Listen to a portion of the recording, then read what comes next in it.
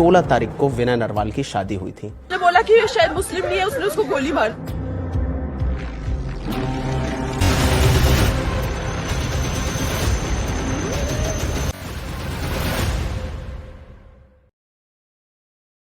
पहलगाम में जो हुआ उसको शब्दों से बयान नहीं किया जा सकता।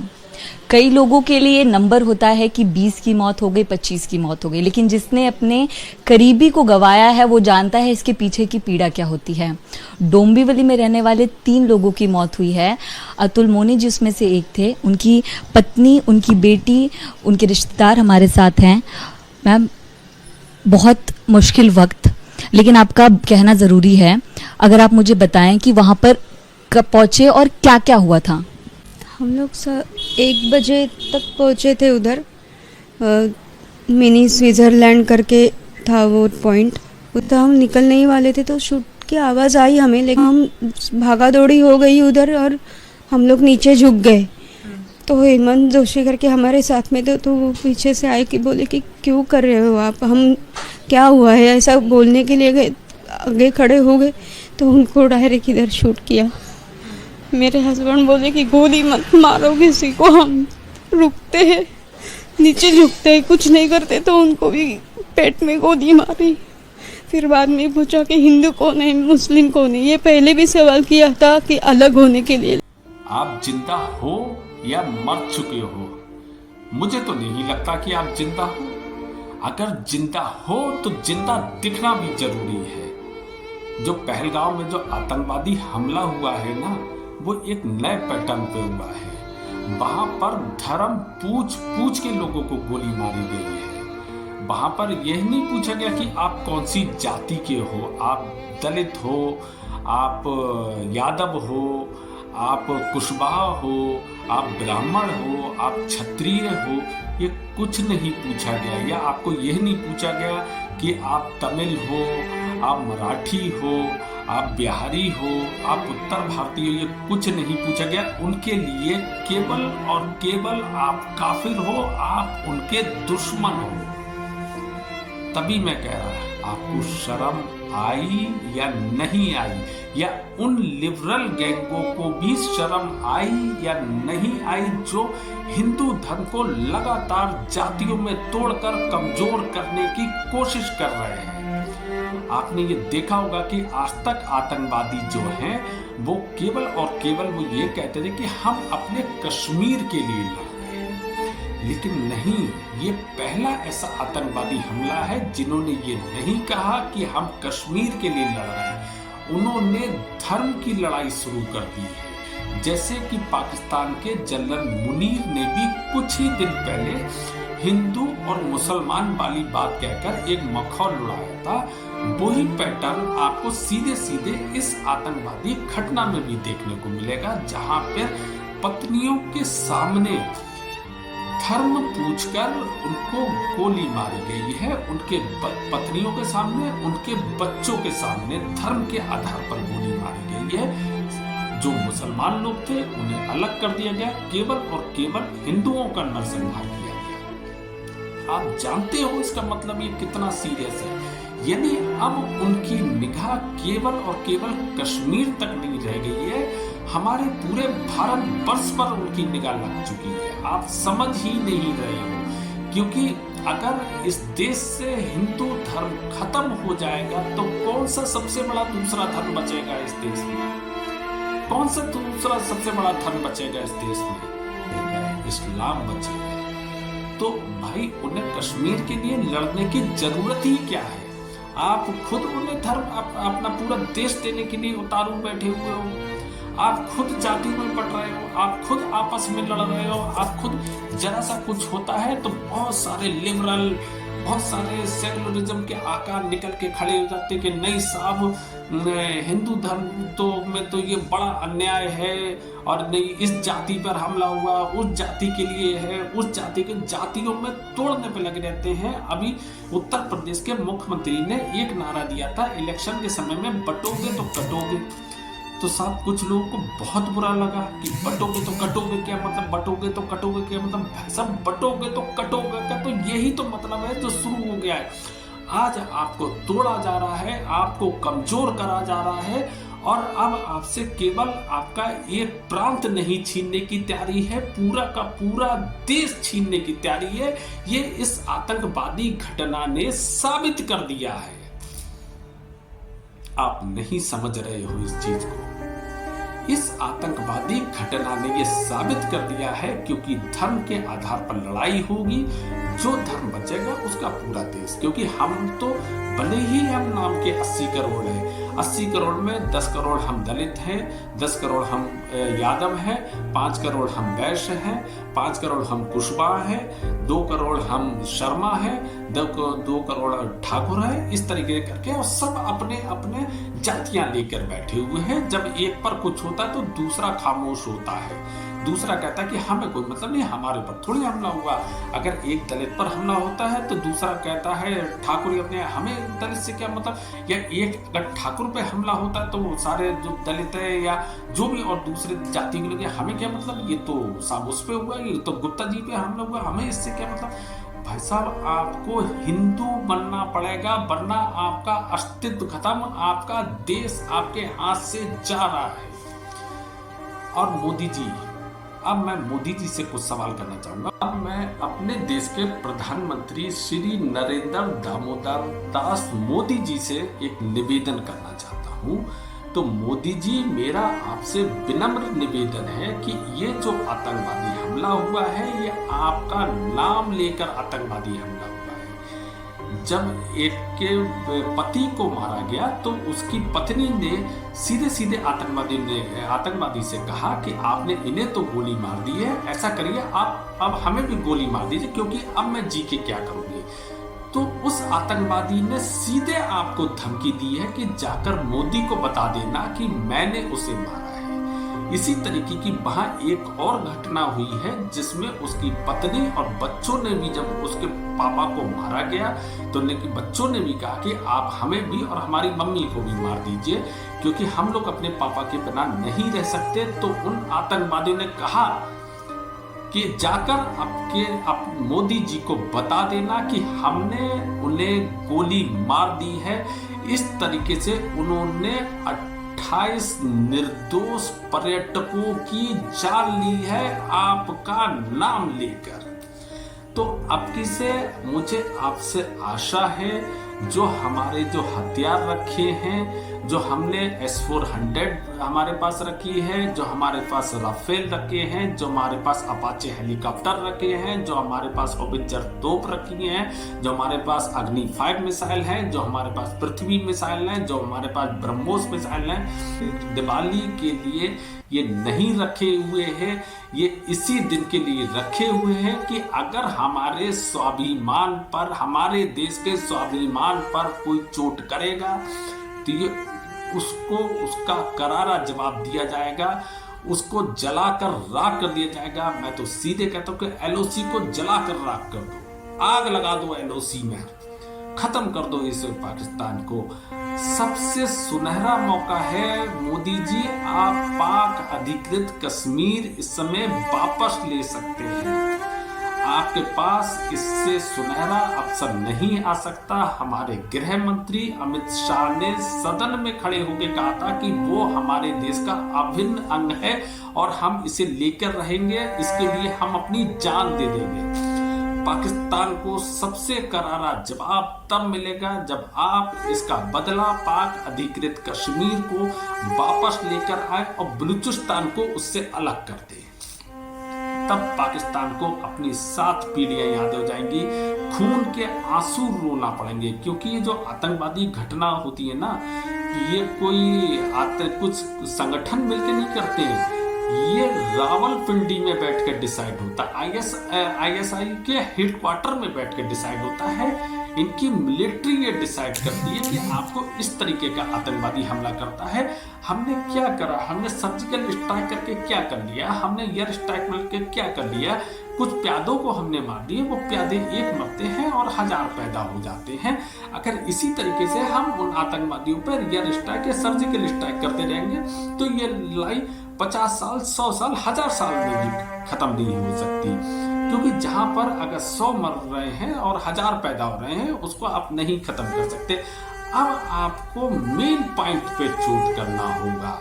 जैसे जब रावण का वध करना था राम को, तो उसकी नाभि का अमृत सुखाना था, यानी उसकी नाभि पे चोट करना थी ताकि उसका अमृत सूखे। जब उसका अमृत सूख जाएगा तभी रावण का वध हो सकता था।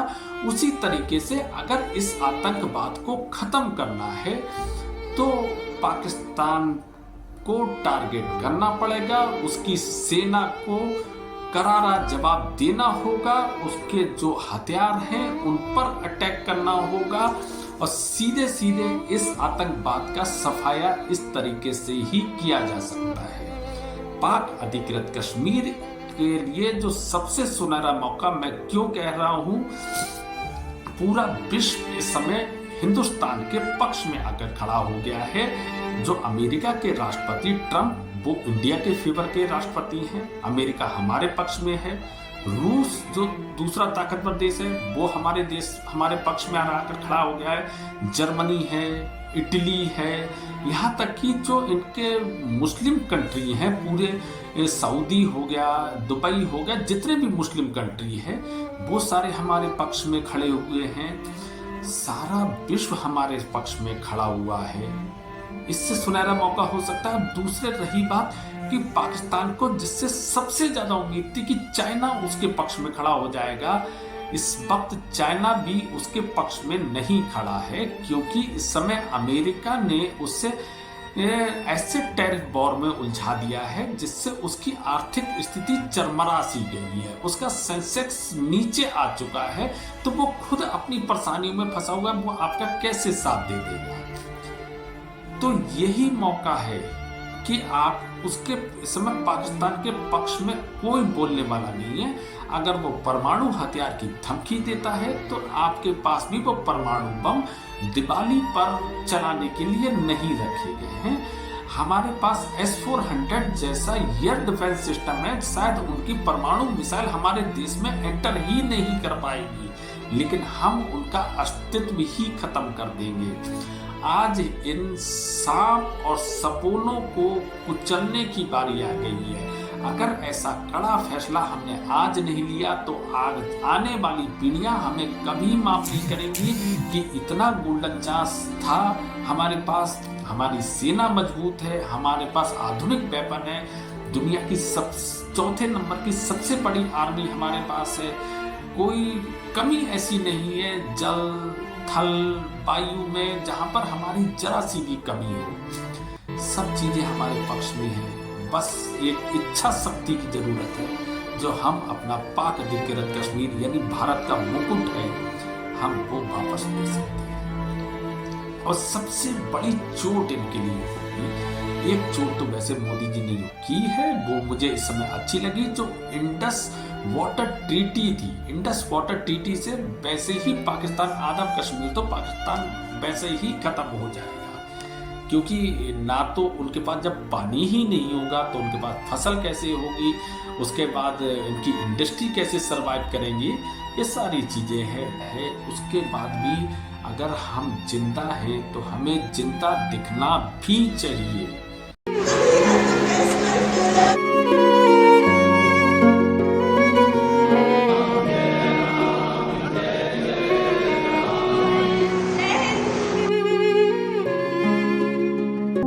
हरियाणा के करनाल जिले का वीर सपूत लेफ्टिनेंट विनय नरवाल, जो कि भारतीय नौसेना में सेवारत थे, अब हमारे बीच नहीं रहे। 26 वर्षीय विनय की जिंदगी ने एक नया मोड़ तब लिया जब 16 अप्रैल को उनकी शादी बड़ी धूमधाम से हुई। परिवार, दोस्तों और गांव वालों ने उन्हें ढेरों आशीर्वाद दिए, लेकिन किसी ने सोचा नहीं कि ये नई शुरुआत इतनी जल्दी एक अंत बन जाएगी। एक बेटा, एक पति और एक देशभक्त चला गया, जिसे खोना सिर्फ एक परिवार का नहीं बल्कि पूरे देश का नुकसान है। उस बच्ची का क्या हुआ, जिसने आप उस बच्ची के बारे में सोचिए प्रधानमंत्री जी, जिसकी अभी 16 अप्रैल को शादी हुई थी। 16 अप्रैल को शादी हुई थी, 22 तारीख को इन दुर्दांत अपराधियों ने उसे विधवा बना दिया, उसका सुहाग उनसे छीन लिया, केवल धर्म के आधार पर छीन लिया, केवल और केवल धर्म के आधार पर छीन लिया। तो उस विधवा औरत से पूछिए क्या उसका था। आपने धारा 370 हटाने के बाद जो एक माहौल क्रिएट करा था, इन आतंकवादियों ने उसका माहौल उड़ाया है और सीधे सीधे आपका नाम ले रहे हैं प्रधानमंत्री जी। अगर आज आपने कड़ा फैसला नहीं लिया, आपने इधर उधर की बात सोची कि मेरे देश की आर्थिक स्थिति ऐसी होगी, वैसी होगी, विकास में ये बाधा आएगी, उसमें ये बाधा आएगी, तो जब हिंदू धर्म ही नहीं रहेगा तो फिर क्या होगा? फिर पाकिस्तान को आज से दीजिए। अगर कल उसके पास जाना तो आज दे दीजिए, आज राजी दे दीजिए। लड़के फिर क्या करना? फिर इन हथियारों को जोड़ने का कोई मतलब ही नहीं उठता। अगर आज हमने इसका कोई कड़ा फैसला नहीं लिया, आप पूरी इनपुट जुटाइए, जितनी आपको सूचनाएं इकट्ठी कर सकते हैं उतनी आप करिए। यहाँ तक कि मुझे उम्मीद है सीसीएस की जो बैठक होती है इसमें पूरी जानकारी जुटा ली जाती, क्योंकि सीसीएस की जो बैठक होती है वो उसमें सीधे सीधे रक्षा मंत्री उसमें शामिल होते हैं, उसमें गृह मंत्री शामिल होते हैं, उसमें विदेश मंत्री शामिल होते हैं, उसमें वित्त मंत्री शामिल होते हैं, उसमें राष्ट्रीय सुरक्षा सलाहकार शामिल होते हैं और उसके बाद जो एक कठोर निर्णय निकलते हैं वो इम्प्लीमेंट होते हैं। हालांकि कुछ ऐसे कठोर निर्णय होते हैं जिन्हें कुछ समय तक गुप्त रखा जाता है। उस सीसीएस की बैठक में हर बिंदु पर चर्चा होती है। जैसे विदेश मंत्री से पूरी विदेश नीति के बारे में चर्चा की जाती है कि अगर हम किसी देश में, मान लीजिए पाकिस्तान पर अटैक करते हैं, तो कितने देश हमारे पक्ष में रहेंगे और कितने देश हमारे विपक्ष में बोल सकते हैं, क्या हमारी विदेश नीति रहेगी। तो वो विदेश मंत्री पूरी ब्रीफिंग उस पर देते हैं। इसी तरीके से वित्त मंत्री से पूरे क्वेश्चन करे जाते हैं कि अगर हम अटैक करते हैं तो हमारे देश की मार्केट पर इसका क्या फर्क पड़ेगा, कितना हमारे पास फॉरेन रिजर्व है, हमारा सेंसेक्स उसमें क्या होगा, उस पर पूरी वित्त मंत्री उस पर पूरी ब्रीफिंग देते हैं। गृह मंत्री से पूरी जो आंतरिक सुरक्षा है उसके ऊपर पूरी ब्रीफिंग ली जाती है। रक्षा मंत्री से पूरी तीनों सेनाओं की जो तैयारी है, हमारे पास क्या कैपेसिटी है, क्या हथियार है, दूसरे देश के पास क्या हथियार है, क्या हमारी रणनीति रहेगी, उस पर पूरी उन्हें ब्रीफिंग देना होती है। राष्ट्रीय सुरक्षा सलाहकार से जो इंटेलिजेंस से जो संबंधित सारी चीजें होती हैं वो सारे इनपुट पूछे जाते हैं, उस आधार पर कोई निर्णय लिया जाता है। तो सीसीएस की बैठक में बहुत सारे निर्णय लिए जा चुके होंगे और निर्णय लिए भी गए हैं। 23 तारीख को एक बहुत अच्छा निर्णय लिया गया है। जैसे इंडस वाटर ट्रीटी को जो 1960 में शुरुआत हुई थी उसको रद्द कर दिया गया, यानी आधा पाकिस्तान तो भूख और प्यास से ही मर जाएगा, उसकी इंडस्ट्री तबाह हो जाएगी। पाकिस्तानियों के वीजा रद्द कर दिए गए और 48 घंटे में उन्हें वापस जाने का आदेश जारी कर दिया गया। सारे निर्णय तो ठीक है, लेकिन अगर कोई सैन्य कार्रवाई नहीं की, वो जो बलूचिस्तानी जो बहुत समय से हमारी राह देख रहे हैं, मोदी जी आपने भी एक बार लाल किले से उन बलूचिस्तानियों के लिए एक भाषण दिया था।